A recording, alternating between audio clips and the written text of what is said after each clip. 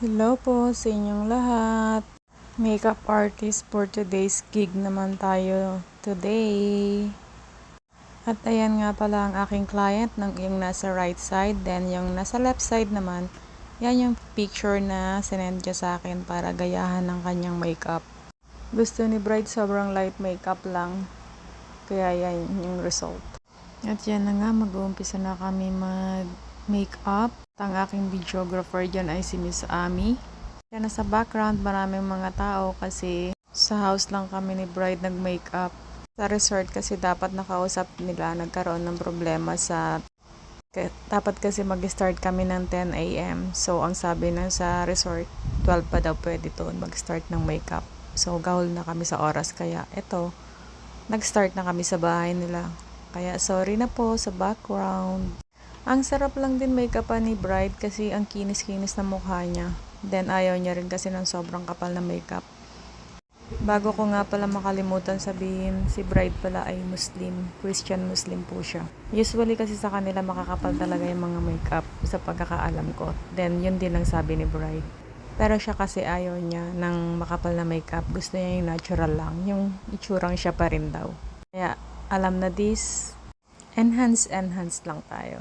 Kasi sobrang perfect naman ang face niya, ang kinis, yung eyebrow niya, ang ganda. So, nag-shape na lang din ako. While nagme-makeup kami, ang saya lang kasi parehong madadaldal. Si bride masyadong komportable na kami sa isa't isa magkwentuhan. So, tawanan habang nagme-makeup, kaya hindi boring, nakakapag-concentrate kami pareho. Then, komportable siya kasi parang nakikita niya na raw ang outcome ng makeup. Kaya na nga, medyo tapos-tapos na ng konti yan. Di selfie muna with the bouquet ni bride.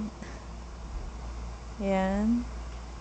Diba? Ang simple lang ng makeup niya. Ang saya-saya niya dyan sa makeup niya. Sobrang satisfied daw siya. Umaura na nga siya ng umaura. With kanyang bulaklak. Diba? Sobrang kinis na mukha niya. Ang ganda-ganda ng eyebrow. Almost perfect. Siyempre, sama na rin natin si Miss Ami na humawak din ng bouquet ni bride. Oops, bawi ulit ni bride ang bouquet niya. Sorry, Miss Ami. Video naman daw kami. Ay, ang ganda-ganda naman ng bride naman na talaga na to. Diba? Napakakinis, napakaputi sobra. Kapag ganito naman kakinis ang makeupan mo, kahit mga 10 ganyan, kaya natin makeupan sa isang araw. Diba? At yan na nga, dahil Muslim sila, so, nag-focus tayo sa face kasi may ganyan sila sa ulo. Hindi ko alam kung anong tawag na eksakto dyan sa nilalagay nila sa ulo. Pero ang hirap din pala ikabit niyan. So, nagtulong-tulong na lang kami para ikabit yan. May mga pin pa siya na tinutusok-tusok yan. Ako ang natatakot kasi parang matutusok yung ulo niya, yung sa may bandang side, sa may tenga. Easy na lang pala sa kanila gawin yan kasi sanay naman sila. Halos everyday nagaganyan kasi sila.